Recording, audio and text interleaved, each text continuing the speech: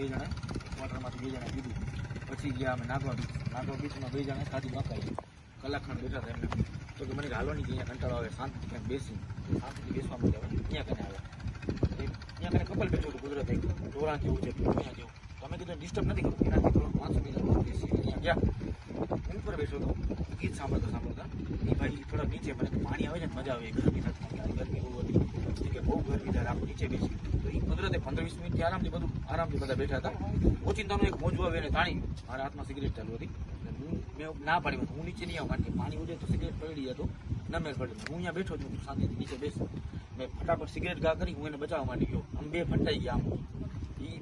હું એનો હાથ પકડવા જાઉં એને પેલા આમ બે આમ થઈ ગયા. પછી હું આમ કરીને ગયો. જેમ તેમ 2-4 ઉલગુલાટી થઈ ગયો. પછી એક પથ્થર મારા હાથમાં આવ્યો. જેવો પથ્થર હાથમાં આવ્યો મેં જેમ તેમ કરીને પકડીને સ્પીડમાં હું ઉપર દોડ્યો.